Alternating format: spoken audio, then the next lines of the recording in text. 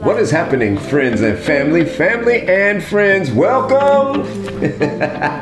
Welcome to this week's episode of Grover Takeover. This is my 50th episode. This is the 50th time I've sat down here and come to tell you what is happening and what is going on throughout the week. Before I get started, please make sure that you remember that I need for you to like, for you to comment, for you to subscribe if you're watching this on YouTube so you can be notified of all available content once you reach down and click that notification bell. You know how this thing works. Remember to share. Sharing is caring. I can't say enough just how important it is that you share so that we can be exposed to all those other people out there that have not yet discovered the takeover. I'm about to jump right in because I have a lot to cover this week as usual. So let's take over. I am going to start off on the somber note. Former Dallas Cowboys running back Marion Barber was found dead in his apartment by Frisco police. The team told NBC5 News that Barber, who was 38, was found unresponsive.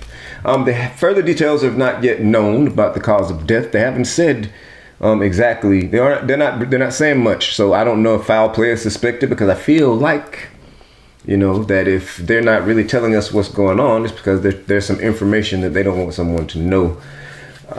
If you're unfamiliar with who Barber is, he was drafted by the Cowboys in the 4th round in 2005 and spent 6 seasons in North Texas, where he had his hard-hitted, punishing style of running earned him the nickname Marion the Barbarian. That came from a write-up from NBC5 News. Thank them for that. But yeah, it's terrible. Younger, this is not an old man. I don't know what is happening. I don't know why all these people are going on to be in another place. But yeah, I'm about to skirt, and I'm going to spend the whole time on the somber note. Jada Pinkett Smith. She responded to the slap heard around the world. I kind of thought that we would pass this and moving on, and then here she comes out of nowhere. She sat on the red table, and she finally has addressed it. She said it started off with her deepest hope is that these two capable, intelligent men have an opportunity to sit down and and the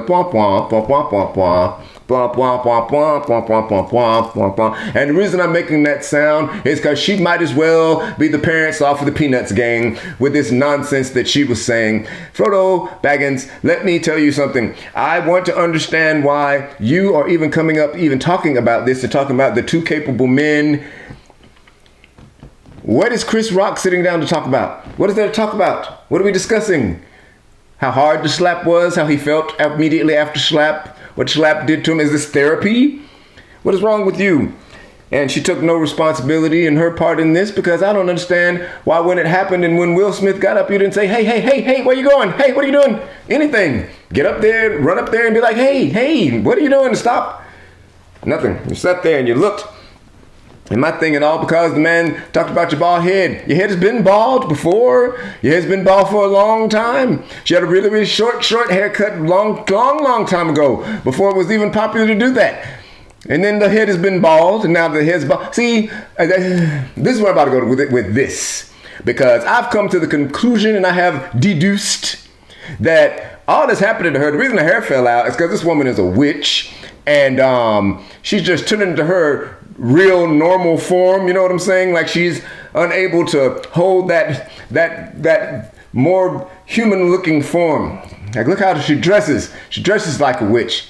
Those little pointy ears and the bald head and that stare that she does and that spell that she's cast on Will Smith to keep him from leaving her. What do you think? I'm about to skirt.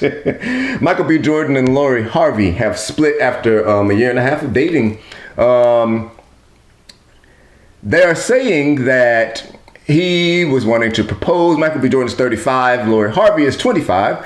They were saying that he was wanting to propose, that he's changed himself and his ways to be with her and to be the kind of man that she needed him to be. And he proposed the marriage, and they are saying that Lori wasn't ready to commit.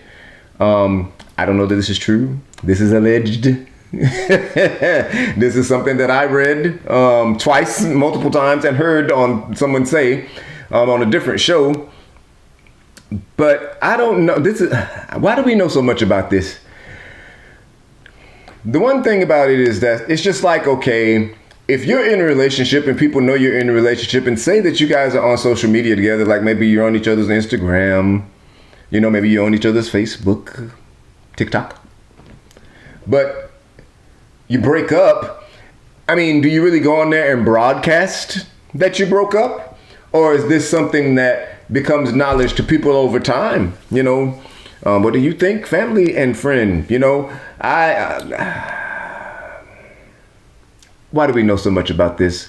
When these celebrities share so much of their lives, it's like, can you keep anything private? Like, why do we know about this? Isn't this heartbreaking enough? Aren't you heartbroken? Aren't you sad? But you got time to be on social media trying to help us to understand what's going on in your relationship when it's your business. And I think just because they're public figures, a lot of them say a lot of times they wish that they had more of a private life, but you're still giving up your life because you're still talking about something that we are skirting. Yeah.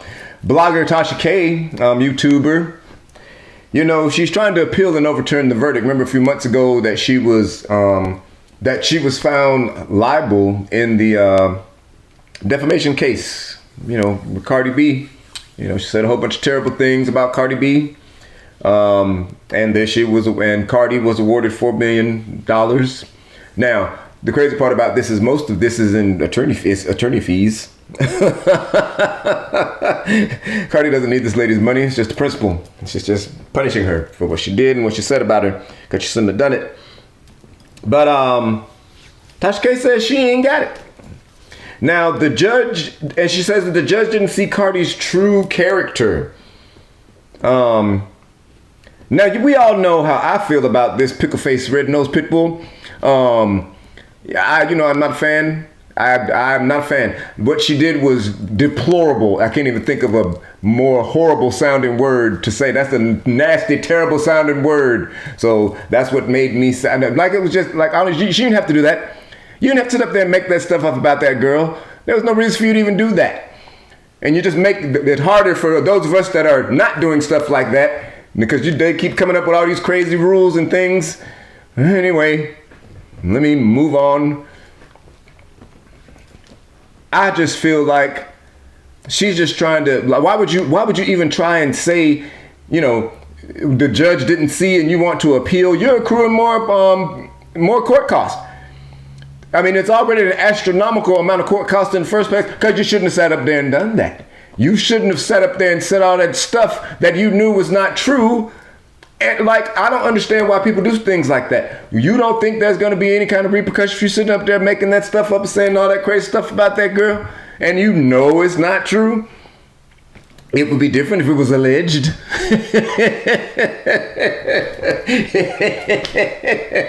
It's just some garbage that you heard and you thought it was a good idea to just sit up there and tell it. Well, I don't think that Cardi B is going to let this go. I don't see any reason why she should. She should punish her. Like, she shouldn't have said that stuff. She said horrible stuff about her. She said the girl had herpes. She said she said a lot of, I'm not about to repeat a lot of the stuff that she said because there's no reason for it whatsoever. I just want to take this opportunity, and I left some extra time here at the end because I do want to say thank you. I want to thank you, and thank you again for watching me, for sitting here listening to me rant and ramble on while you rant and ramble on with me right from there where you're sitting. This heals me. This is therapy for me every week to sit here. I see you and I feel you out over there on the other side of that camera. Remember that I need for you to like, for you to comment, for you to share, for you to subscribe if you're watching this on YouTube, and for you to reach down and click that notification bell so that you can be notified of all available content. I love you. You know I love you. Remember that I need for you to have a good day, for you to have a good night, and for you to have a good life, and for you to keep tuning in. For those of you that have been watching this since the very beginning, this is the 50th time you've sat up here and watched me with this shiny, glistening cocoa oiled skin tell you all of this great stuff every week.